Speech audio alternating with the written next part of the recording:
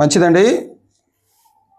ఈ యొక్క పునరుద్ధరణ దినాన కన్న తండ్రి అయిన దేవుణ్ణి ఆత్మతోనూ సత్యంతోనూ ఆరాధించడానికి కూడి వచ్చినటువంటి సహోదరులకి సహోదరులకి నా హృదయపూర్వక వందనాలు తెలియజేస్తున్నాను. మన కన్న తండ్రి అయిన దేవుడు ఇప్పటివరకు కూడా మనకు మంచి ఆరోగ్యాన్ని ఆయుష్ని దయచేసి మన కృపారెక్కల చాటును భద్రపరిచి ఈ రకంగా ఆయన ఆరాధించడానికి, ఆయన మాయంపరచడానికి, మన జీవితాలను మార్చుకోవడానికి మన కన్న తండ్రి అయిన దేవుడు మనకి ఇచ్చినటువంటి యొక్క ఆయుష్కి ఆరోగ్యాలకై మనందరం కూడా మనందరం కూడా మనం కనుక కన్న తండ్రి అయిన దేవునికి ఏం చెల్లించాలి? కృతజ్ఞతాస్తుతులు అనేవి చెల్లించాలి. అవునా కదా? గత వారంలో ఈ వారంలో ఒక రాజు గురించి మనం నేర్చుకున్నాం. ఏంటి ఎవరైనా? హిజ్కియా రాజు గురించి. హిజ్కియా రాజు గారు తన యొక్క రాజ్యాన్ని ఎలా పరిపాలించడం మనం చక్కగా నేర్చుకున్నాం. ఆ దేవుడు చూపించినటువంటి కృపకి అక్కడ ఉన్నటువంటి వాళ్ళందరూ ఏం చేశారంట? ఆ జనాంగం మొత్తాన్ని ఎలా ఆరాధించారంటే దేవుణ్ణి వాళ్ళ తలలు ఉంచి దేవుణ్ణి స్తుతించారని మనం చదువుకున్నాం. గుర్తుందా మీ అందరికీ? దేవుడు ఆ యొక్క అన్య రాజుల నుంచి కానివ్వండి, ఆ బలిపీఠాలను పడగొట్టడాన్ని బట్టి కాబట్టి, కొండ స్థలాలను పడగొట్టడాన్ని బట్టి కానివ్వండి, వాళ్ళందరూ కూడా దేవుని చూపించినటువంటి ఆ కృపకి వాళ్ళందరూ కూడా తలలు వంచి దేవుణ్ణి స్తుతి గీతాలు పాడారంట. ఎందుకంటే వారి జీవితంలో జరిగినటువంటి ఆ యొక్క ఆనందకరమైనటువంటి సందర్భాన్ని బట్టి. మరి మనకు కూడా జరుగుతున్నాయి మన జీవితాల్లో అంటే ప్రతిరోజు జరుగుతున్నాయి. కాబట్టి మనం కూడా ఏం చెల్లించాలి? మన తలలు వంచి మనం కూడా దేవునికి ఏం చెల్లించాలంటే కృతజ్ఞతలు చెల్లించాలి. కాబట్టి ప్రతి ఒక్కరికి జ్ఞాపకం ఉంచుకోండి. ప్రతిరోజు కూడా దేవుని జ్ఞాపకం చేసుకుంటూ, దేవునికి ప్రార్థిస్తూ, దేవుడు చేస్తున్నటువంటి మేలులకే మనందరం కూడా కృతజ్ఞతాస్తుతులు అనేవి చెల్లించాలి. ఇంకా మీకు అర్థమయ్యేలాగా చెప్పాలంటే, మన శరీరాన్ని మనం ఎలాగైతే పోషించుకుంటున్నామో, ప్రతిరోజు 3 పూట్ల ఎలాగైతే పోషించుకుంటున్నామో, అలాగే మనలో ఉన్నటువంటి ఆత్మను కూడా ప్రతిరోజు వాక్యంతో పోషించుకోవాలి. మధ్యాహ్నం పూట అన్నం తినలేదనుకో, సాయంత్రం పూట తినేటప్పుడు ఏమనిపించింది అంటే తొందరగా తిందాం, ఎందుకంటే మధ్యాహ్నం కూడా తినలేదని. అలాగే వాక్యం కూడా అలానే ఉండాలి మన జీవితాల్లో. వాక్యం కూడా, అరే నేను చదువుకోలేదు ఈరోజు, వాక్యం చదవకపోతే నా ఆత్మకి ఏంటి వృద్ధి ఏంటి, నా ఆత్మని నేను ఎలా పోషించుకోవాలి అనేటువంటి ఆలోచనలోకి రావాలి మనందరం కూడా. అలాంటి ఆలోచనలోకి వస్తేనే మనం పాపానికి దూరంగా పరిశుద్ధతకి దగ్గరగా ఉండవాలి. అలాగా మన ఆత్మను మనం వృద్ధి చేసుకోలేకపోతే, మన ఆత్మను మనం పోషించుకోలేకపోతే వాక్యం ద్వారా మనం ఎప్పుడు కూడా స్థిరంగా భక్తిలో ఉండలేము. కాబట్టి వీలు కుదిరినప్పుడల్లా దేవునికి ప్రార్థన చేస్తూ ఉండాలి. వాక్యాన్ని చదవగలిగినటువంటి వాళ్ళు వాక్యాన్ని చదువుకుంటూ ఉండాలి. వాళ్ళ జ్ఞానాన్ని వాళ్ళు పెంపొందించుకుంటాలి. ఇవన్నీ చేస్తూ ఉంటే మనలో ఉన్నటువంటి ఆత్మ కూడా ఏమైపోతూ ఉంటుంది? వృద్ధి చెందుతూ ఉంటుంది. కాబట్టి అలాంటి ప్రయత్నం కూడా చేయండి మీరందరూ. శరీరాన్ని ఎలాగైతే పోషించుకున్నావో అలాగే మన ఆత్మను కూడా మనం ఆహారం ద్వారా శరీరాన్ని పోషించుకున్నటువంటి మనము వాక్యం ద్వారా మన ఆత్మను కూడా మనం పోషించుకుంటూ ఉండాలి. కాబట్టి ఈనాడు యొక్క పునరుద్ధరణ దినమున మీ అందరితో కలిసి నేను ఒక పాఠాన్ని మీ అందరితో నేను చెప్పాలని ఆశపడుతున్నాను. అదేంటిదంటే ఆ పాఠం పేరు క్రీస్తు రక్తం విలువ తెలిసిన వారి జీవితాలు. ఈరోజు ఏంటిదంటే ప్రపంచం వ్యాప్తంగా క్రీస్తు పునరుద్ధానుడు అయ్యాడని ప్రపంచం మొత్తం కూడా ఆయనకు పునరుద్ధానం గురించి చర్చించుకుంటూ ఉంటారు, మాట్లాడుకుంటూ ఉంటారు. అవునా కదా? కాబట్టి మనం కూడా అసలుకి ఆయన యొక్క రక్తం విలువ తెలిసినటువంటి వారి యొక్క జీవితాలు ఎలా ఉంటాయి? ఎందుకంటే మనందరం కూడా ఎవరిమి విలువ కలిగిన వాళ్ళు. ఎందుకంటే కొరింథీ పత్రికలు ఏమంటాడు? మీరందరూ విలువ పెట్టి కొనబడిన వారు. మనందరం కూడా ఎవరిమి విలువ పెట్టి కొనబడిన వాళ్ళం. మన కుటుంబాల్లో కూడా మనం కొన్ని వాటిని, విలువైన వాటిని మనం కొనుక్కుంటూ ఉంటాం. వాటిల్లో ఒకటి బంగారం. దాన్ని ఎంత విలువగా చూసుకుంటాం మనం? ఎంత విలువైన వాటిగా చూసుకుంటాం మనం. ఎందుకంటే దాని విలువ తెలుసు కాబట్టి దాన్ని మనం చాలా జాగ్రత్తగా చూసుకుంటాం. కాబట్టి క్రీస్తు వారు కూడా తన రక్తాన్ని ఇచ్చి మనల్ని విలువైన వాళ్ళుగా చేశాడు. మరి అలాంటి రక్తాన్ని కార్చినటువంటి ఆయనకి మన విలువ కలిగి మనం జీవించాలా లేదా? ఎలా జీవించాలనేది ఒక 7 పాయింట్లు చూసుకుందామని మనం. క్రీస్తు రక్తం విలువ తెలిసిన వారి యొక్క జీవితాలు ఎలాగుంటాయో మనం మొత్తం మీద మనం ఒక 7 పాయింట్లు ఆలోచన చేద్దాం. మొదటి పాయింట్ ఏంటిదంటే, క్రీస్తు రక్తం విలువ తెలిసిన వారి యొక్క జీవితం మొదటిగా ఎలా ఉంటుందంటే, అతను ఎలా ఉంటాడంటే అతను ఏం చేయడు? అతను పాపం చేయడు అసలుకి. ఎందుకంటే ఆయన రక్తం విలువ తెలిసినటువంటి వ్యక్తి కూడా, ఏ వ్యక్తి కూడా, సహోదరుడైనా కానీ సహోదరిమణైనా కానీ ఎవరు కూడా ఏం చేయరు? పాపం చేయరు. అదే చూసుకుందాం చూడండి ఒకసారి. యోహాను గారు రాసినటువంటి మొదటి పత్రిక, యోహాను గారు రాసినటువంటి మొదటి పత్రిక 3వ అధ్యాయం 9వ వచనంలో ఒక మాట ఉంటుంది. మొదటి యోహాను పత్రిక 3వ అధ్యాయం 9వ వచనంలో ఒక మాట, మంచి మాట ఉంటుంది, చదవండి. దేవుని మూలముగా దేవుని మూలముగా పుట్టిన ప్రతి వానిలో ఆయన బీజము నిలుచును గనుక ఆయన బీజము నిలుచును గనుక వాడు పాపము చేయడు. వాడు ఏం చేయడంట? పాపము చేయడు. బీజం అంటే ఏంటిది? విత్తనం. దేవుని మూలంగా మనం 2 రకాలుగా పుట్టాం. ఒకటి శరీరకంగా పుట్టాము, రెండోది ఆత్మీయంగా జన్మించాం. ఇక్కడ శరీరాన్ని తల్లి గర్భం నుంచి పుట్టినటువంటి శరీర విధానాన్ని పక్కన పెడితే ఆత్మీయంగా మనందరం జన్మించాం కదా. ఆయన మూలంగానే మనం కలగజేశాడు కదా. కలగజేసినటువంటి ఆయన మూలంగా పుట్టినటువంటి మనలో ఏముండాలి? మనలో మొదటిగా ఆయన యొక్క బీజం ఉండాలి, ఆయన యొక్క విత్తనం ఉండాలి. ఆయన యొక్క వాక్యం అనేది మనలో ఉందనుకోండి, మనం ఏం చేయకూడదంట? పాపం చేయకూడదు. అలా పాపం చేసేవాడు ఎవరు కాదంటే దేవుని సంబంధి కాదు. ఎవరి సంబంధి? అపవాది సంబంధి అతను. ఇప్పుడు గమనించిన మనందరిలో దేవుని వాక్యం అనేది, దేవుని బీజం అనేది మనలో ఉందా? దేవుని బీజం అనేది ఉందంటే కన్ఫామ్గా మనం మన జీవితంలో పాపం చేయడానికి అవకాశం రాదు. అందుకే మీకు ఇందాక చెప్పింది నేను, ప్రతిరోజు మీరు వాక్యం చదువుకుంటా ఉన్నారనుకోండి, ఆ వాక్యం చదువుకున్నటువంటి వాక్యం ఒక అధ్యాయంలో 20 వచనాలు ఉన్న ఆ రోజులో ఒక 2-3 వచనాలు మనకి జ్ఞాపకం ఉండవా? మనకు బుద్ధి కలిగించేటువంటి 2 వచనాలు ఉండవా? లేదా 1 వచనం ఉండదా? ఆ వచనాన్ని మనం హృదయంలో పెట్టుకుని ఉన్నాం అనుకోండి, మనకు పాపం చేయాలనేటువంటి ఆలోచన వచ్చిందా? రాదు. ఏ వ్యక్తికైనా కానీ రోజు బైబిల్ చదువుతున్నాడు అనుకోండి, ఆ వ్యక్తికి పాపం చేసేటువంటి ఆలోచన రాదు. అలా వచ్చిందంటే, పాపం చేయలేనటువంటి ఆలోచన వచ్చిందంటే అతను మనిషే కాదు. అందుకనే చెప్తుంది, ఏవుడైనా కానీ దేవుని యొక్క బీజం అనేది అతనిలో ఉందనుకోండి, దేవుని యొక్క వాక్యం అనేది అతనిలో ఉంటే అతను ఏం చేయడంట? పాపం చేయడు. పాపం చేసిన వాడు దేవుని వలన పుట్టినవాడు కాడు అని దేవుడి వాక్యం మనకి ఇక్కడ క్లియర్గా సెలవిస్తూ ఉంది. మరి మనం దేవుని మూలంగా పుట్టిన వారిలో మనం ఉన్నావా, లేకపోతే అపవాది సంబంధులుగా మనం ఎదుగుతున్నావా అనేది జ్ఞాపకం చేసుకోండి. పాపం చేయడం ఎంత? 5 నిమిషాలు, 5 సెకండ్లు, లేకపోతే 10 సెకండ్లు. దాని తర్వాత వచ్చేటువంటి ప్రయాస అనేది మన జీవితాంతం అనుభవించాల్సినటువంటి ఆ విధానంలోకి పడిపోతాం మనం. చాలామంది కూడా చూడండి, చాలా రకాలుగా వారి యొక్క పాపాన్ని, క్రియలు అనేవి రహస్యంగా జరిగిస్తూనే ఉంటారు.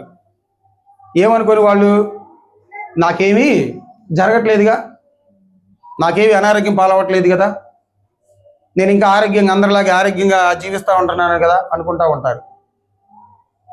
ఎందుకంటే వాళ్ళు ఎలా ఉంటారంటే, ఇదిగో ఈయన రక్తాన్ని విలువ తెలియలేదు వాళ్ళకి. అలా తెలియని వాళ్ళు ఏం చేస్తారంటే పాపాన్ని చేయడానికి అవకాశం ఉంటుంది. అందుకే రోమపత్రికలు కూడా ఒక మాట అంటాడు చూడండి. రోమపత్రిక 6వ అధ్యాయం మొదటి 2 వచనాలు చదవండి. 6వ అధ్యాయం మొదటి 2 వచనాలు. అలాగైనా ఏమందుము? కృప విస్తరింపవలనని పాపమందు నిలిచి ఉందుమా? అట్లన రాదు. పాపము విషయమై చనిపోయిన మనము ఇక మీదట ఎలాగ దానిలో జీవిస్తాము? పాప విషయం మనందరం మరణించాం కదా. కృప విస్తరిస్తుందిలే, నేను ఎంత పాపం చేసినా కానీ నాకేం జరగట్లేదులే, నాకు ఎలాంటి ఇబ్బంది జరగట్లేదులే, ఎలాంటి ఇబ్బందులు రావట్లేదులే అనుకుని నువ్వు కృప విస్తరిస్తుందని నీ పాపాన్ని నువ్వు జరిగించుకుంటా వెళ్ళావనుకో, ఏమంటున్నాడు కిందకు వచ్చేసరికి? అసలు బాప్తీసం తీసుకున్నటువంటి మనందరము, పాప విషయమై చనిపోయినటువంటి మనందరం మళ్ళీ దాంట్లోకి ఎలా వస్తాం? మనం మన పాప మురికి జీవితాన్ని మనం కడుక్కున్నాం కదా బాప్తీసంలో. ప్రాచీన స్వభావాన్ని వదిలిపెట్టి ఎలాంటి స్వభావాన్ని ధరించుకున్నాం మనం? ఇప్పుడు నవీన స్వభావాన్ని ధరించుకున్నాం కదా. మరి నవీన స్వభావాన్ని ధరించుకున్నటువంటి మనలో ఎలాంటి విషయాలు, ఎలాంటి పరిస్థితులు మనలో కనబడాలంటే, పాపానికి దూరంగా ఉండేటువంటి విషయాలు మనలో కనపడకూడదు, వాక్యానికి దగ్గరగా ఉండేటువంటి పరిస్థితులు మనలో కనబడాలి. అందరితో సమాధానంగా ఉండాలి, అందరితో మనం చాలా జాగ్రత్తగా వాళ్ళతో మసులుకోవాలి. అదే వాక్యం సెలవిస్తూ ఉంది. ఏమన్నాడు? అట్లని రాదు, పాపం విషయమై చనిపోయిన మనము ఇక మీదట ఎలాగూ దానిలో జీవించుదుము. బాప్తీసంలో చనిపోయాం కదా, మన నిర్జీవికలో వదిలిపెట్టాం కదా మనం బాప్తీసంలో. మరి వదిలిపెట్టినటువంటి వాటిలోకి మళ్ళీ మనం వచ్చామనుకో, ఇక మనకి ఒక జంతువుతో పోలుస్తూ ఉంటారు. ఏంటిది అది? పంది. ఏం చేసేది పందిని? బురదలో ఉందనుకో మళ్ళీ దాన్ని తీసుకొచ్చి కడిగి మళ్ళీ అక్కడే పెట్టామంటే మళ్ళీ అది ఎక్కడికి వెళ్ళిద్ది, మళ్ళీ బురదలోకి వెళ్ళిద్ది. అలా ఉంటాయి కొంతమంది జీవితాలు.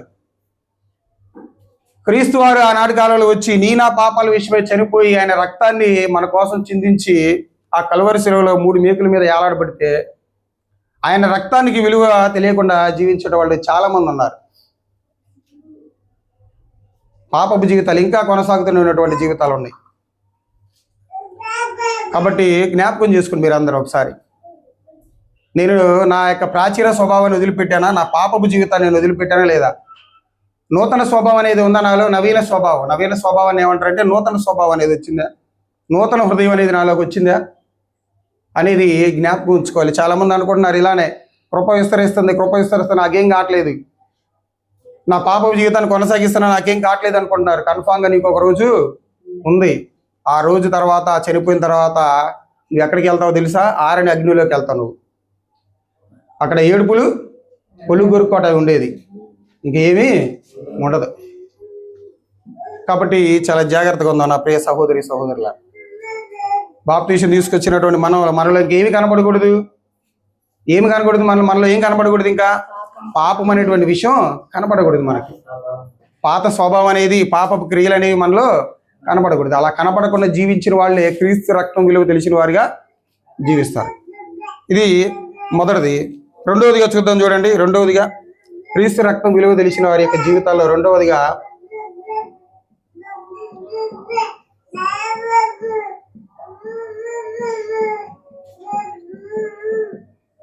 ఎలా జీవిస్తాడంట? పవిత్రంగా జీవిస్తాడు. ఒకసారి హెబ్రీలకు రాసిన పత్రిక 12వ అధ్యాయం,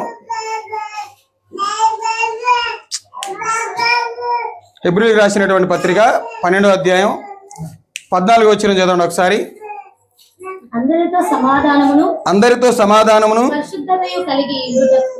పరిశుద్ధతయు కలిగి ఉండుటకు ప్రయత్నించుడి.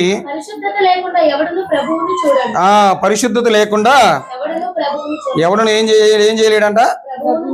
ప్రభువుని చూడలేడంట. కాబట్టి క్రీస్తు రక్తం విలువ తెలిసిన వారి యొక్క జీవితం ఎలా ఉంటుందంటే ఎప్పుడు కూడా తన జీవితాన్ని ఎలా ఉంచుకుంటాడు? పవిత్రంగా, పరిశుద్ధంగా ఉంచుకుంటాడు. ఎందుకంటే పాపం అనేటువంటి లోకంలో జీవిస్తున్నటువంటి మనలో పాపపు ఆలోచనలని, పాపపు క్రియలని మన కంటికి కనపడుతున్నా కానీ మనం ఏం చేయాలంటే మన శరీరాన్ని మనం అదుపులో ఉంచుకొని ఆ పాపానికి మనం ఎలా ఉండాలి? దూరంగా ఉండి మన జీవితాన్ని పరిశుద్ధతలోకి నడిపించుకోవాలి. ఇప్పుడు మనకి చెరువుల్లో ఒక పువ్వు కనపడతా ఉంటుంది. ఏం పువ్వు అది? కలువ పువ్వు, తామర పువ్వు ఉంటుంది కదా. ఆ తామర పువ్వు బురద కాలంలోనే మొలిచేది, కానీ అది బురద అంటించుకుంటుందా? దాన్ని పీకిన తర్వాత ఎలా ఉంటుంది? అది చాలా స్వచ్ఛంగా ఉంటుంది. అది అవునా కదా? ఎంత స్వచ్ఛంగా ఉంటుంది అంటే, ఎంత క్లియర్గా ఉంటుంది అంటే తెల్లగా ఉంటుంది. కానీ అది ఎక్కడ ఉండేది? బురదలోనే. మనం కూడా ఈ పాపపు లోకంలో జీవిస్తూ ఉన్నాం, పాపపు మనుషుల మధ్య జీవిస్తూ ఉన్నాం. ఆ జీవిస్తున్నప్పుడు మన పరిశుద్ధతను మనం ఏం చేయకూడదు? కోల్పోకూడదు మన క్రియల ద్వారా.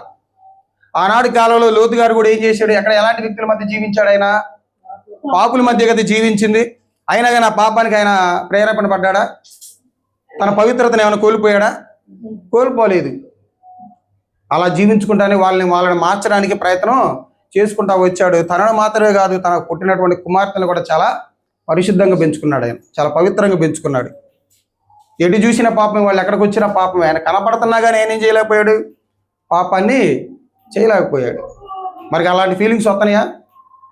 పాపానికి ఎమ్మటే మన పాపానికి ఎమ్మటే పడిపోతున్నావు కనపడంగానే చేయాలనేటువంటి ఆలోచన వస్తుందా?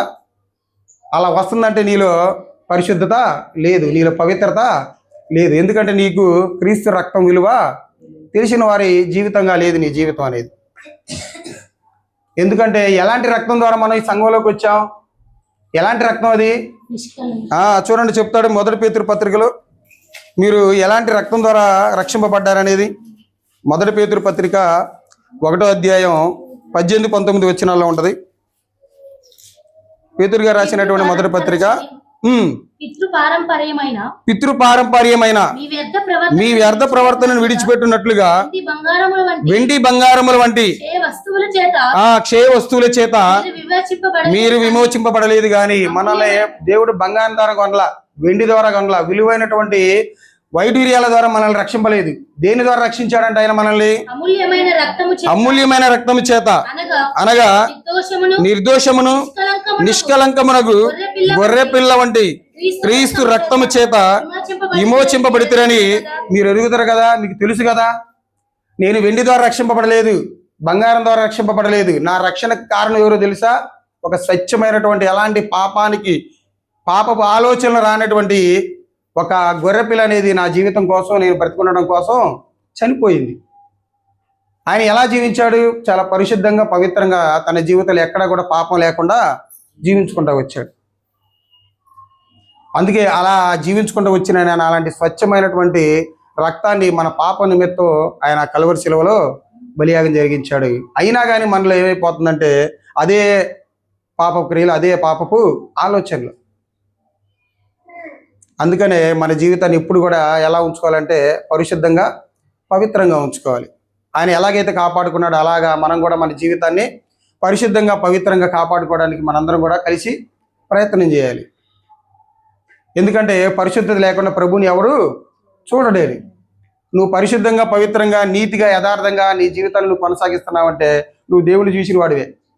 ఎందుకంటే ఆయనలో ఆ క్రియలు ఉంటాయి కాబట్టి, నీలో కూడా అవి ఉన్నాయి కాబట్టి నువ్వు దేవుని స్వభావం నీలో ఉన్నట్టే. ఇంకా దేవుని స్వభావం ఏంటిది? ఆయనలో పాపం ఉంటుందా?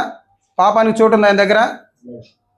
పరిశుద్ధతకి, పవిత్రతకి, నీతికి, యథార్థతకి, సమాధానానికి, శాంతికి, వీటన్నిటికీ ఉన్నాయి. ఇవన్నీ నువ్వు కలిగి ఉన్నావంటే నువ్వు దేవుణ్ణి చూసినవాడు. ఎందుకంటే దేవుని లక్షణాలు అవి కాబట్టి అలాంటి లక్షణాలు కలిగి జీవించామనుకో మనం క్రీస్తు రక్తానికి విలువ కలిగినటువంటి వ్యక్తులాగా మనం జీవిస్తున్నట్టే, మన జీవితాలు అలా కొనసాగుతున్నట్టే. కాబట్టి ఇది 2వ పాయింట్. తర్వాత 3వ పాయింట్గా చూద్దాం. చూడండి, క్రీస్తు రక్తం విలువ తెలిసిన వారి యొక్క జీవితం ఎలా ఉంటుందో.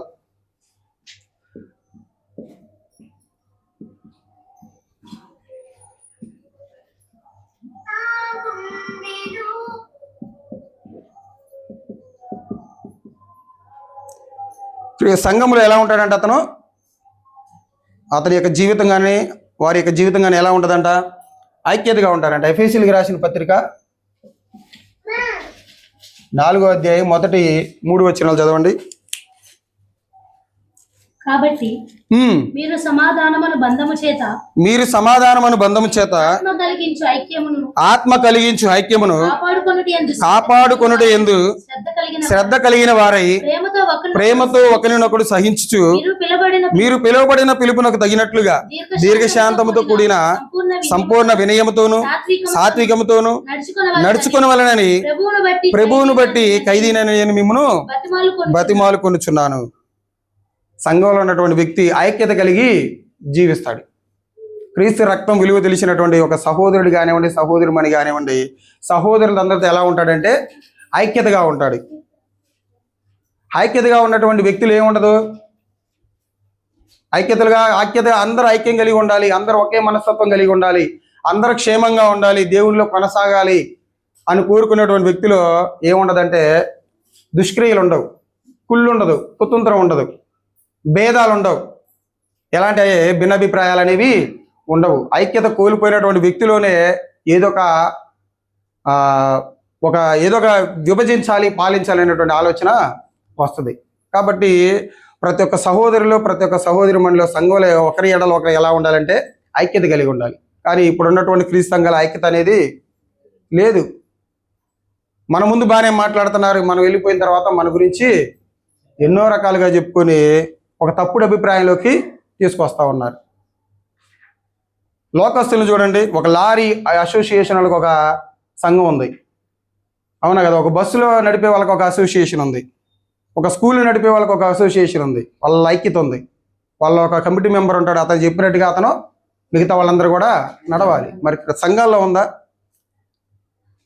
క్రీస్తు తన రక్తం కార్చి చిందించినటువంటి రక్తంలో ఉన్నటువంటి కొనసాగుతున్నటువంటి వాళ్ళందరికీ ఐక్యత ఉందా అంటే లేదు.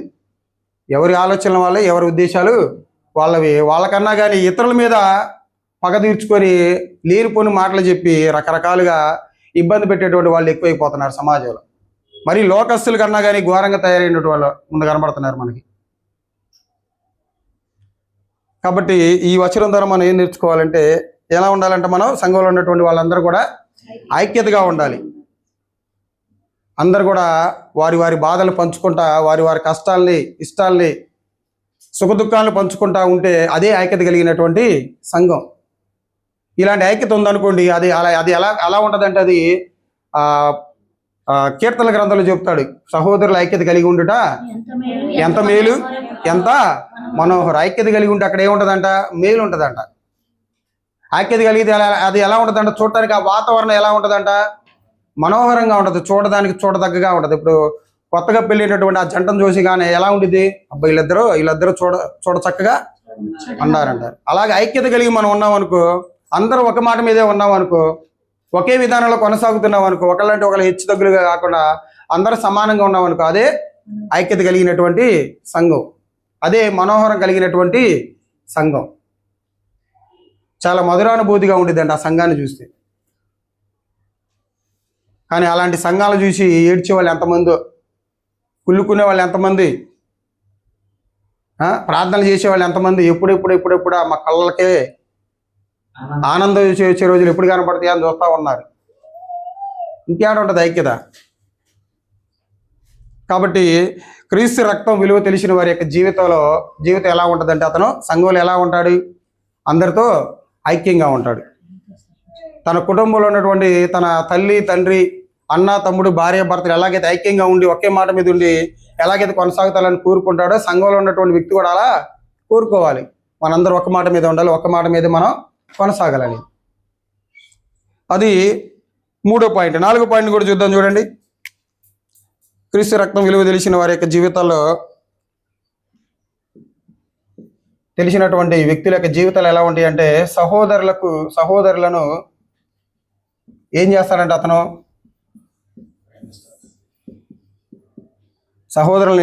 అతను ప్రేమిస్తాడు. చూడండి, యోహాను సువార్త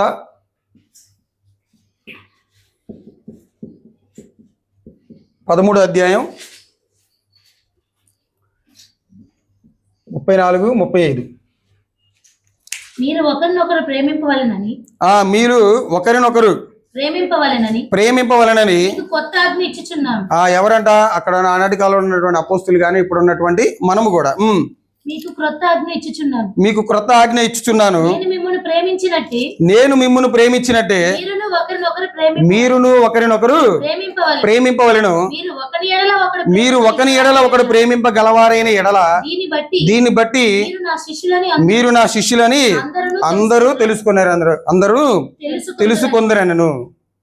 ఒక క్రీస్తు శిష్యుడిగా నువ్వు కనపడాలంటే నీలో ఏం ఉండాలి? ప్రేమ ఉండాలి. సహోదరులను ప్రేమించేటువంటి విధానం కనపడాలి నీలో. ఇక్కడ ఉన్నటువంటి మనం కూడా ఒకరి ఎడల ఒకరు ప్రేమానురాగాలు కలిగి ఉండాలి. ప్రేమ ఉన్న చోట ఏముండదు? ద్వేషం ఉండదు. ప్రేమ ఉన్న చోట ఏముండదు? కుళ్ళు ఉండదు. ప్రేమ ఉన్న చోట ఏముండదు అంటే అసమానతలు ఉండవు, భిన్నాభిప్రాయాలు ఉండవు. నీ సహోదరుని నువ్వు నిజంగా ప్రేమించావనుకో, నువ్వు ఇక్కడున్నా ఒకే మాట చెబుతూ, బయట ఉన్నా కానీ ఒకే మాట చెబుతూ. నువ్వు నిజంగా నీ సహోదరుని నువ్వు ప్రేమించలేదంటే ఇక్కడ ఒక మాట చెబుతూ, బయటికి వెళ్ళి ఇంకో మాట చెబుతూ. ఇక నీకు అబద్ధికుడికి తేడా ఏముంది? నీకు అపవాదికి తేడా ఏముంది? ఇక్కడేమో నా సహోదరుడు అని ప్రేమించాలని ఇలాంటి వలకబోలు మాటలు మాట్లాడి బయటికి వెళ్ళిన తర్వాత ఆ మాటలు వేరుగా ఉన్నాయి అనుక అది ఎలా ఉంటుంది? దేవుడు చూడ్డ పైనుండి చూస్తాడా లేదా? అది ప్రేమించేటువంటి విధానమా సహోదరుల్ని? అలా ప్రేమించినటువంటి సహోదరుల గురించే 1 యోహాను పత్రికలో వాళ్ళ యొక్క స్వభావాన్ని గురించి మాట్లాడతాడు. చూడండి ఎలాంటి వాళ్ళు అనేది. 1 యోహాను పత్రిక 2వ అధ్యాయం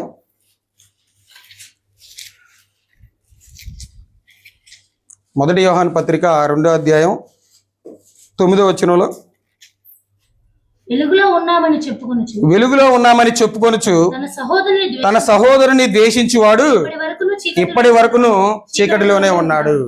తన సహోదరుని ప్రేమిస్తానని చెప్పిన వాడు అలా కాకుండా అతని గురించి అబద్ధపు మాటలు చెప్పాడు అనుకోండి, అతను ఎక్కడ ఉన్నట్టు? చీకటిలో ఉన్నట్టు. చీకటి అంటే చీకటి దేనికి సాదృశ్యం? పాపానికి సాదృశ్యం, అపవాదికి సాదృశ్యం, అపవాది క్రియలకు సాదృశ్యం. నువ్వు వెలుగులో ఉంటే, వాక్యంలో ఉంటే నీ సహోదరుడి గురించి నీ సహోదరుని నువ్వు ఎలా ప్రేమిస్తావు? నీ మనస్ఫూర్తిగా ప్రేమిస్తావు. నీ హృదయాంతరాల నుండి వచ్చింది నీ ప్రేమ అనేది. కానీ ఇప్పుడు ఎలా ఉన్నారంటే చూడండి, ఇక్కడ వాళ్ళ గురించి చెప్తున్నాడు. ఇంకా 10వ వచనంలో తన సహోదరుని ప్రేమించువాడు వెలుగులో ఉన్నవాడు వెలుగులో ఉన్నాడంటే సహోదరుని ప్రేమించేవాడు దేంట్లో ఉన్నవాడు? వెలుగుకి అర్థం ఏంటిదంటే వాక్యంలో ఉన్నవాడని. అతని యందు అభ్యంతర కారణం ఏది లేదు. తన సహోదరుని ద్వేషించువాడు చీకటిలో ఉండి చీకటిలోనే నడుచుచున్నాడు. చీకటి చీకటి అతని కన్నులకు గుడ్డితనము కలుగజేసిను. ఇప్పుడున్న చాలా మంది సహోదరులకు కూడా గుడ్డితనం కలిగింది. చీకట్లో ఉన్న వాళ్ళకి ఏం అర్థం కావట్లా. మనం అనుకున్నది కరెక్ట్ అనుకొని చీకట్లో కొనసాగుతూ ఉన్నారు. అది వాళ్ళకి వెలుగుగా కనపడుతున్నా కొన్ని సంవత్సరాల కన్నా అదేమైపోయింది అంటే చీకటిగా మారిపోయింది. మేము నుంచున్నదే వెలుగు అనుకుంటున్నారు, కానీ అది ఎప్పటికీ వెలుగు కాదు, అది చీకటే. ఏమన్నాడు ఇంకా చదవండి 11వ వచనం. తన సహోదరుని ద్వేషించువాడు చీకటిలో ఉండి చీకటిలో నడుచుతున్నాడంట. మన సహోదరుని మనం ప్రేమిస్తూ ఆ మాటల ద్వారా మన మాటలు ఎక్స్ప్రెస్ చేసి తర్వాత బయటికి వెళ్ళి అదే సహోదరుడి గురించి మనం అబద్ధం చెప్తున్నావు అనుకోండి, నీ కోపాన్ని వెళ్ళబుచ్చావు అనుకోండి, నువ్వు దేంట్లో ఉన్నట్టు? చీకట్లో ఉన్నట్టే. ఇంకేమంటున్నాడు? చీకటి ఏం చేసిందంట అతన్ని? చీకట్లో ఉన్న వాళ్ళు ఏం చేశారంట అతని కన్నులకి గుడ్డితనం కలిగజేసాను కనుక తాను ఎక్కడికి పోవచ్చున్నాడో అతనికి తెలియదు. యాడికి పోతున్నాడో ఏం తెలియదు, ఏం చేస్తున్నాడో ఎవరికి తెలియదు. ఎందుకంటే ఆ చీకట్లో ఉన్నవాడు ఏం చేసిండంటే అతనికి గుడ్డితనం కలగజేశాడు. గుడ్డితనం కలిగజేసినాడు. గుడ్డోడి లోకం కనబడిద్దా? లేదు. ఎడి తిప్పితే అటు తిరగాల్సిందే. రైట్ అంటే రైట్ తిరగాలి, లెఫ్ట్ అంటే లెఫ్ట్ తిరగాలి, ఫార్వర్డ్ అంటే ముందుకు పోవాలి, బ్యాక్వర్డ్ అంటే వెనక్కి రావాలి. ఆ గుడ్డితనం కలిగజేసిన వాడు ఎడి తిప్పితే అటు తిరగాలి. కాబట్టి సహోదరుల్ని ప్రేమించిన వాడు క్రీస్తు రక్తం విలువ తెలియనివాడు. చీకట్లో ఉన్నవాడు క్రీస్తు రక్తం విలువ తెలియనివాడు. గాఢాంధకారంలో ఉన్నవాడు క్రీస్తుని విభేదించిన వాడు. అలా క్రీస్తుని విభేదిస్తే సహోదరులు కూడా విభేదించినట్టే. అతనిలో ఏమి లేదంటే ప్రేమ లేదు, ఏముంటుందంటే చీకటి ఉంది. కాబట్టి అలా ఉండకూడదని దేవుడి వాక్యం అనేది మనకి ఇక్కడ సెలవిస్తూ ఉంది. క్రీస్తు రక్తంలో కనబడినటువంటి నీవు, ఆయన విలువ తెలిసినటువంటి నీవు, నీ జీవితం అనేది ఎలా ఉండాలంటే సహోదరుని వీలైనంత వరకు సహోదరుని ప్రేమించేటట్టుగానే ఉండాలి, కానీ విభేదించేటట్టుగా ఉండకూడదు అని ఇక్కడ మనకి ఎన్నో పాయింట్? ఇది 4వ పాయింట్. ఇంకా చూద్దాం చూడండి, క్రీస్తు రక్తం విలువ తెలిసిన వారి జీవితం ఎలా ఉంటుందో. మత్తయి సువార్త 7వ అధ్యాయంలో 21వ వచనంలో చెప్తాడు.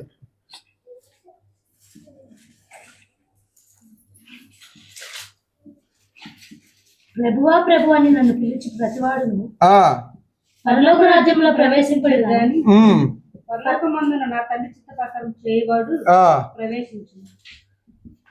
ఏమనిస్తుంది సెలవా వాక్యం? 7వ అధ్యాయం 21వ వచనం.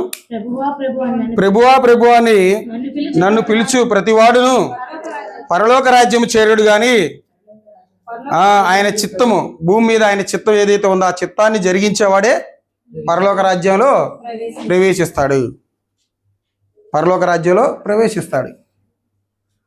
ప్రతిరోజు మనం మన జీవితంలో ఉన్నటువంటి ఆ యొక్క పాప రోగాన్ని మనం పోగొట్టుకోకుండా అపవిత్రత కలిగి జీవించుకుంటా వచ్చి మన దేవుడి ఇక్కడికి వచ్చి ప్రార్థనలు చేసి ప్రభువా నా జీవితాన్ని కాపాడాలి, ప్రభువా నా పాపని తీసేయాలి ఇలా మాట్లాడితే ఎమ్మటే బయటికి వెళ్ళగానే మన పాత జీవితాన్ని మనం కొనసాగిస్తాం. అది దేవుడి చిత్తాన్ని నెరవేర్చినట్ట? అది దేవుడి చిత్తాన్ని కొనసాగిస్తున్నట్ట? కాదు. దేవుడి చిత్తం ఏంటిదంటే మన జీవించినటువంటి జీవిత కాలంలో పరిశుద్ధత కలిగి పవిత్రత కలిగి పాపాన్ని మన జీవితంలోకి రానివ్వకుండా పరిశుద్ధంగా బ్రతికి జీవించడమే దేవుని యొక్క చిత్తం. వీలైనంత వరకు అందరితో సమాధానం కలిగి ఉండటమే దేవుని యొక్క చిత్తం. ఇలాంటి దేవుని చిత్తాన్ని జరిగించకపోయామనుకో మనం ఏం చేసినట్టు? మనం ఇంకా మనకి క్రీస్తు యొక్క రక్తం విలువ తెలియనట్టే.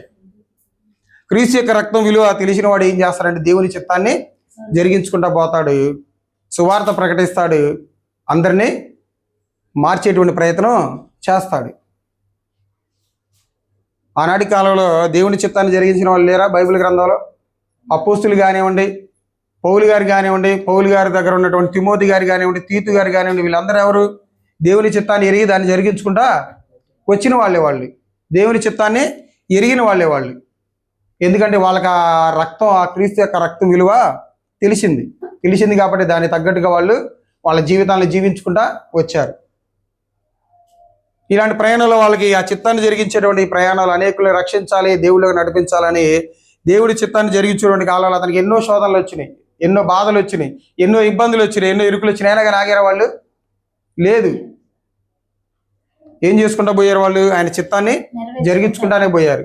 ఆయన మార్గంలో ముందుకు వెళ్తానే ఉన్నారే కానీ బయటికి రాలేదు, మధ్యలో ఆగలేదు. కాబట్టి దేవుని చిత్తాన్ని జరిగించే వాళ్ళు ఏముంటుందంటే క్రీస్తు యొక్క రక్తం యొక్క విలువ తెలిసినటువంటి విధానం అతనిలో ఉంటుంది. అలా ఉన్నటువంటి వ్యక్తి ఏం చేసుకుంటా ఉంటాడంటే దేవుని చిత్తాన్నే జరిగించుకుంటా వస్తాడు. తన చిత్తాన్ని దేవుని చిత్తంగా మలుచుకుంటాడు. దేవుని చిత్తాన్ని తన జీవితంలో కొనసాగించుకుంటూ వెళ్తాడు. ఇది ఎన్నో పాయింట్? 5వ పాయింట్. 6వ పాయింట్ కూడా చూద్దాం. చూడండి, 6వ పాయింట్ ఏంటిది? ప్రభు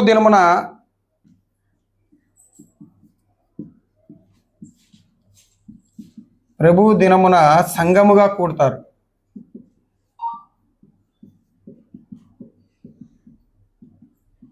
అపోస్తలుల కార్యాలు 20వ అధ్యాయం 7వ వచనం. ఆదివారమున క్రీస్తు యొక్క రక్తం విలువ తెలిసిన వారి జీవితంలో తర్వాత పాయింట్గా ఏం కనబడిద్ది అంట? సంఘముగా కూడుకుంటాడంట. ప్రభు దినమున అంటే ఆదివారపు దినమున ఎలా కూడతాడు? సంఘముగా కూడతాడు. ఆదివారమున మేము రొట్టె విరుచుటకు కూడినప్పుడు చూడండి, అక్కడ ఏం చేశాడంట ఆయన?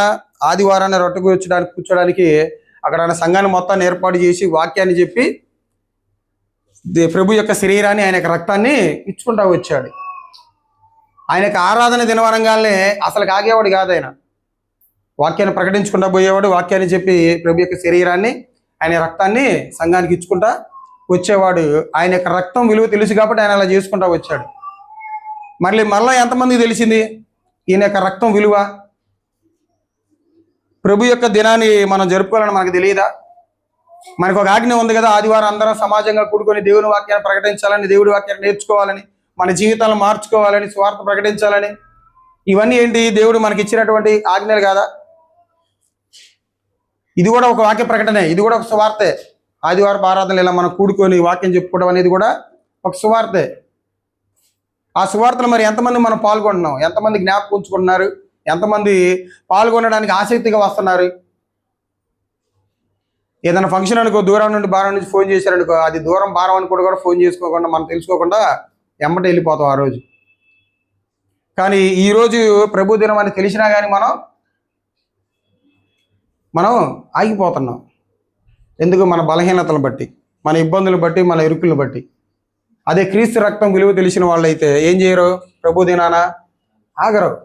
అయ్యో నా కోసం నా ప్రభు ఆనాటి కాలంలో కలవరి శిలువలో కార్చినటువంటి రక్తానికి ఇక్కడ శరీరం నా కోసం వెయిట్ చేస్తూ ఉంటుంది. నేను వెయిట్ చేయాలా నా రక్తం కోసం, లేకపోతే ఏం చేయాలి? నేను దాని దగ్గరికి వెళ్ళి తీసుకోవాలా అనేటువంటి ఆలోచన రావాలి మనకి. ఆయన ఆజ్ఞ నేను మీరుతున్నానే, ఆయన యొక్క శరీరాన్ని నా కాళ్ళతో త్రొక్కి నేను వద్దనుకొని బయటికి వెళ్తాను అనేటువంటి ఆలోచన రావాలి ప్రతి ఒక్కరికి. కాబట్టి ఆలోచన చేయడం ఒకసారి. ప్రభు దినం రాగానే అందరికీ ఆసక్తి రావాలి. ఎప్పుడెప్పుడు వచ్చి ఆదివారం, ఎప్పుడెప్పుడు నా సహోదరులు కలిసి దేవుణ్ణి ఆరాధిస్తానా, ఎప్పుడెప్పుడు నా జీవితంలో జరిగినటువంటి మేలులు జ్ఞాపకం చేసుకుని సంఘంలో నేను కృతజ్ఞతలు చెల్లిస్తానా అనేటువంటి ఆసక్తి రావాలండి మనలో ప్రతి ఒక్కరికి. ఎందుకంటే మనందరం బాప్తీసం తీసుకునేటప్పుడు మనకి ఇచ్చేటువంటి సువార్తికులు రెండు విషయాలు చెప్పుకుంటారు. ఏంటిది? సంఘంగా కూడుకునేటప్పుడు నువ్వు ఏ విషయాన్ని బట్టి మానుకోకూడదు సంఘానికని. ఒకటి, ఈ భూమి మీద లేకుండా ఉండాలి. 2, మంచం మీదైనా, హాస్పిటల్లో మంచం మీద రాలేనటువంటి స్థితిలోనైనా ఉండాలి. ఈ 2 స్థితులను బట్టి నువ్వు సంఘానికి మానుకోవాలని, ఆ సంఘానికి ఆ పరిస్థితులను బట్టి నువ్వు ఆగాలి. కాకపోతే మనం రకరకాల పనులు కల్పించుకొని మన ప్రభు దినాన్ని వ్యర్థంగా దూరం చేసుకుంటున్నాం. కాబట్టి ప్రతిరోజు ప్రతి ఒక్కళ్ళు ప్రతి ఆదివారం రాగానే, ఆదివారం ఎలా ఉండాలంటే మనకు ఒక పండగలాగా ఉండాలి. ఈ పునరుద్ధాన దినమే పండగ కాదు మనకి ప్రతి ఆదివారం పండగ. నెలలో వచ్చేటువంటి 4-5 ఆదివారాలు కూడా మనకి పండగ. ఈస్టర్ పండగ కాదు, క్రిస్మస్ పండగ కాదు, గుడ్ ఫ్రైడే కూడా మనకి పండగ కాదు. మనకు ప్రతి ఆదివారం పండగే. ఎందుకంటే పండగకి ఏంటిది? మామూలుగా పండగ అంటే ఏంటంటాం మనం? కొత్త బట్టలు, ఇంట్లో చికెను, మటను, అదే కదా, మన ప్రతి ఆదివారం కొత్త బట్టలు వేసుకొని రావట్లేదా? ప్రతి ఆదివారం చికెన్లు వండుకోవట్లేదా? మరి అది పండగేగా, అది పండగే కదా. పండగ అంటే అదే కండి చేసేది, కొత్త బట్టలు పిండి వంట ఇంట్లో. మన ప్రతి ఆదివారం మన పండగలా చేసుకున్న దీన్ని మనం, ఇది పునరుద్ధాన్ని ఒకదాన్ని మనం చూడకూడదు. అలాగే ఈ ప్రభు దినాన్ని కూడా మనం చాలా శ్రద్ధగా ఆజ్ఞ ప్రకారంగా మనం పాటించుకుంటూ రావాలి. కాబట్టి గుర్తుపెట్టుకోండి, ప్రభు దినాన్ని ఎవరు మర్చిపోకుండా సంఘంగా కూడుకోవడానికి ప్రతి ఒక్కరు ఎవరైతే వస్తారో అలాంటి వాళ్ళు ఎవరు క్రమం తప్పకుండా వస్తారంటే ఆయన యొక్క రక్తానికి విలువ తెలిసిన వారు. కాబట్టి నన్ను వెండితోనూ బంగారంతో కొనలేదు, ఆయన దేంతో కొన్నాడంటే గొర్రె పిల్ల వంటి అమూల్యమైనటువంటి రక్తంతో నన్ను కన్నాడు కాబట్టి, నాకు ఇంత రక్షణ ఇచ్చాడు కాబట్టి, మరి నేను ఆయనకి ఏమి ఇవ్వగలను? ఆదివారం వచ్చి కూర్చొని వాక్యం నేర్చుకొని వెళ్ళిపోవటమే కదా. అంతకంటే ఏం కోరుకుంటున్నాడు దేవుడు? దానికి కూడా మన సమయం లేకపోతే మనకంటే దౌర్భాగ్యులు ఎవరు కూడా ఉండరు ఈ ప్రపంచంలో. వాళ్ళని ఏమంటారంటే కృతజ్ఞత లేనివారు అంటారు, కృతజ్ఞతాహీనులు అంటారు. జ్ఞాపకం ఉంచుకొని. కాబట్టి 6వ పాయింట్గా ఇది. చివరిగా 7వ పాయింట్ చూసుకుందాం. చూడండి, 7వ పాయింట్,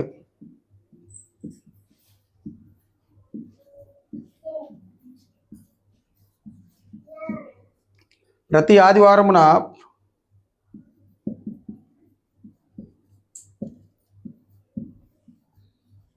ప్రభు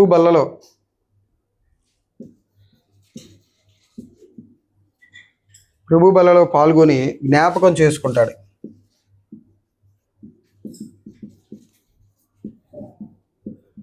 చదవండి రిఫరెన్స్, 1 కొరింథీ పత్రిక 11వ అధ్యాయం, 1 కొరింథీ పత్రిక 11వ అధ్యాయం 23 నుంచి 26. ప్రభు వలన పొందితిని, ప్రభు అయిన యేసు తాను అప్పగింపబడిన రాత్రి ఒక రొట్టెని ఎత్తుకొని కృతజ్ఞతాస్తుతులు చెల్లించి దానిని విరిచి, ఇది మీ కొరకైన నా శరీరము, నన్ను జ్ఞాపకం చేసుకున్నట్టుకై దీనిని చేయడని చెప్పాను. ప్రతి ఆదివారం ఆయన జ్ఞాపకం చేసుకుంటే ఇవన్నీ చూసుకుంటూ వస్తుంది. ప్రభు యొక్క శరీరం కానివ్వండి, ఆయన యొక్క రొట్టె కానివ్వండి. రాని వాళ్ళందరూ దేన్ని ఏం చేసుకోవట్లేదు? దేవుణ్ణి, క్రీస్తుని జ్ఞాపకం చేసుకోవట్లా. నిర్లక్ష్యంగా ఉన్న వాళ్ళందరూ ఏం చేస్తున్నట్టు? ఆయన్ని జ్ఞాపకం చేసుకోవట్లా. అశ్రద్ధగా ఉన్న వాళ్ళందరూ ఏం చేస్తున్నట్టు? ఆయన్ని జ్ఞాపకం చేసుకోవట్లా. ఏదో వచ్చిపోయేవారు అన్నట్టుగా ఉంటే అది ఆయన ఏం చేసినట్టు జ్ఞాపకం చేసుకోవట్లేదు. విలువ తెలియని వాడు ఇలానే ఉంటాడు. ఎలా ఉంటాడు? జ్ఞాపకం చేసుకోడు. ఒకనాడు ఆయన నా కోసం బలైపోయాడే కలవరి శిలువలో అని జ్ఞాపకం చేసుకుని వాడే ప్రభు దినాన ఆయన యొక్క రొట్టెకి, ఆయన యొక్క ద్రాక్షారసానికి దూరంగా ఉంటాడు. విలువ తెలియని వారి యొక్క జీవితాలు ఇలా ఉంటాయి. ఏం చేస్తారంటే జ్ఞాపకం చేసుకోడు. ఇంకా ఏమైనా జ్ఞాపకం చేసుకున్నట్టుగా దీనిని చేయనని చెప్పాను. ఆ ప్రకారమే ఆయన భోజనం అయిన పిమ్మట ఆయన పాత్రను ఎత్తుకొని, ఈ పాత్ర నా రక్తం వలనైనా క్రొత్త నిబంధన, మీరు దీనిలో త్రాగుడెప్పుడల్లా నన్ను జ్ఞాపకం చేసుకున్నట్టుకై. నీకోసం ఇక్కడ వెయిట్ చేస్తా ఉంది, నువ్వే జ్ఞాపకం చేసుకోవట్లేదు. ఇది వెయిట్ చేయడం సమంజసమేనా? మన కోసం మనం వెయిట్ చేయాలా? దీనికోసం ఎప్పుడెప్పుడు వచ్చింది, ఎప్పుడెప్పుడు తాగుతా? నేను శరీరాన్ని, రక్తాన్ని భుజించినటువంటి నేను పరిశుద్ధంగా, పవిత్రంగా ఆయన సువార్తను ప్రకటించేటువంటి వారిలాగా నేను ఎప్పుడు మారిపోతానని మనలాంటి ఆసక్తి రావాలి మనకి. అలాంటి జ్ఞానం కలగాలి మనకి. లోక సంబంధమైనటువంటి విషయాలు మనం చాలా జ్ఞానం కలిగి, యుక్తి కలిగి దాన్ని సంపాదించడానికి ఎంతో ప్రయత్నాలు చేస్తూ ఉంటాం, ఎంతో కష్టపడతా ఉంటాం. ఇది కష్టపడితే వచ్చింది కాదు కదా మనకి. మన కష్టపడితే వచ్చిందా? ప్రభు యొక్క శరీర రక్తం ఉచితంగా ఇచ్చాడు దేవుడు, ఉచితంగా ఇచ్చాడు. ఉచితంగా ఇచ్చిన దాన్ని డబ్బులు కట్టకుండా వచ్చి కూర్చోడానికి, వాక్యం విని ఆయన శరీరంలో రక్తంలో పాలుభంగంలో ఉండడానికి ఏమైందండి? బాధ, ఇబ్బంది. ఏదైనా ఒకదాన్ని కొనాలనుకో, మనం దానికి ఎంతో కొంత వెల పెట్టుకుంటాం. ఇది అట్ట కొనేది కాదుగా, ఫ్రీగా ఇచ్చాడుగా దేవుడు నీకు రక్షణనే. ఏమైనా డబ్బులు ఇచ్చి ఇవ్వమన్నాడు? అదిగో నువ్వు ₹1,00,000 కట్ట, నువ్వు రక్షణలోకి రానుందా? కాబట్టి జ్ఞాపకం ఉంచుకున్న ప్రియ సహోదరి సహోదరుల, క్రీస్తు రక్తం విలువ తెలిసిన వారి యొక్క జీవితం ప్రతి ఆదివారం ఏం చేస్తారంటే దేవుణ్ణి జ్ఞాపకం చేసుకుంటాడు. అలానే ప్రతి ఆదివారం జ్ఞాపకం చేసుకోవడం అనేది రొట్టె ద్రాక్షారస విషయంలో. తర్వాత మిగతా రోజులన్నీ మర్చిపోవాలనేం కాదు, ప్రతిరోజు కూడా ఏం చేసుకుంటా ఉండాలి? ఆయన్ని జ్ఞాపకం చేసుకుంటా ఉండాలి. జ్ఞాపకం చేసుకునే ప్రతిగా ఏంటిదంటే మన నోటి మాట ద్వారా కాదు, ప్రార్థనతో పాటుగా వాక్యం చదువుకోవడం అనేది కూడా మనకు ఉండాలి. అలా ఉంటేనే, అలా జీవిస్తేనే ఆయన యొక్క రక్తానికి విలువ తెలిసినటువంటి వారిలాగా మనం ఉంటాం. ఇది మొత్తం మీద ఎన్ని పాయింట్లు మనం ఆలోచన చేసాం? 7 పాయింట్లు. ఏంటిది? క్రీస్తు రక్తం విలువ తెలిసిన వారి యొక్క జీవితాలు ఎలా ఉంటాయి?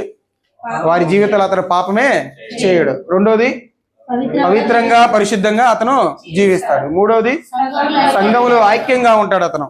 సంఘం అంటే నా కుటుంబం, కుటుంబం అంటే సంఘం అనుకునే విధంగా ఉంటాడు అతను.